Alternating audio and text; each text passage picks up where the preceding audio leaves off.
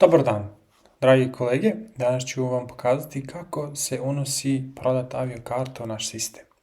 Ja sam se već ulogovao, tako da je ovdje moje ime.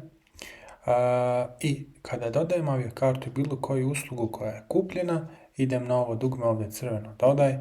Tu odaberem, zavisno od usluge koju sam prodao, avio kartu. U ovom prvom delu unosim broj putnika i naravno imena i prezimena. Ja ću prvo uneti svoje ime jer sam već u sistemu. Da vidite kako sistem čuva imena. Znači ja sam već unet, kupovao sam pre kartu na primjer i ovdje ću samo kliknuti sačuvaj. Ali pre toga vidite da sistem ne dozvoljava da se ide na drugi korak pre nego što se unese broj rezervacije. Tako da ću ovdje izmisliti broj rezervacije FK to. Onda ću staviti sačuvaj.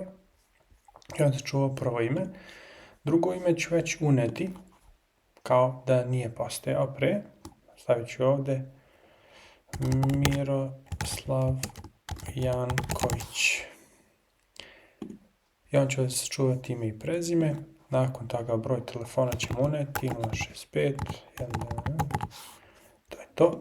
Nakon toga unosimo e-mail, tu ću staviti e-mail, ajde, miroslav@gmail.com.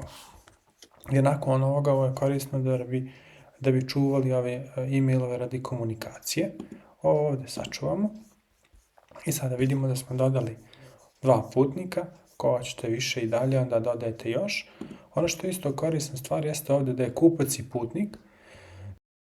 Software automatski stavlja tu opciju, a ukoliko na primjer nije kupac putnik, već je neko pravno lice, to maknete ovo štikliranje i unesete ime tog pravnog lica. Idemo na sljedeći korak. Ovdje biramo da li je to jednosmjerna ili povrtna karta i stavimo na primjer da ovdje Beograd i destinacija, da kažemo Sofija, Bugarska. Ovdje stavlja, jer je ovo test verzija Srbiju, to će biti naravno u finalnoj verziji sklonjeno. Ovdje unosimo datum polaska, stavit ćemo 12.12.2024.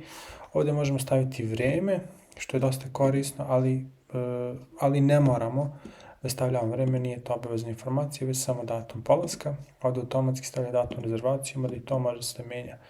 Ako nešto niste uspjeli, na primjer juče donesete, možete danas.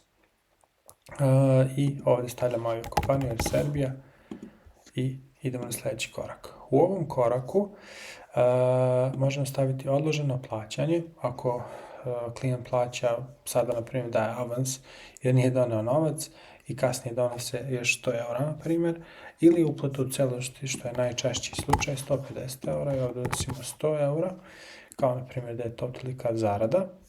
Ovdje će naravno cash biti zamijenjen sa gotovinom, čekovi, bit će kartice i sve ostalo, jer se to postavlja u podešavanja ovdje i nakon toga završimo prodaju.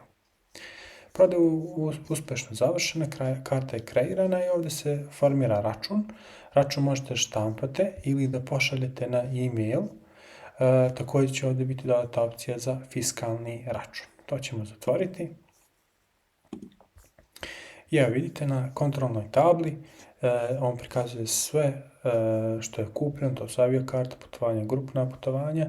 Ovdje kada pređemo na ovu ikonicu daje vam brze informacije o broju rezervacije, imenu i prezimenu, a kada uđemo u samu kartu vam daje sve informacije. Ko je nosilac putovanja, detalji putovanja, broj rezervacije, plaćanja, ovdje će biti izložene također i rate ukoliko se radi o ratama i opet naravno putnici.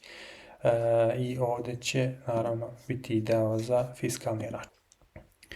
Glavnu stranicu, sad smo na Open glavnoj stranici, idemo na kalendar, da vam pokažem kako to izgleda na kalendaru putovanja.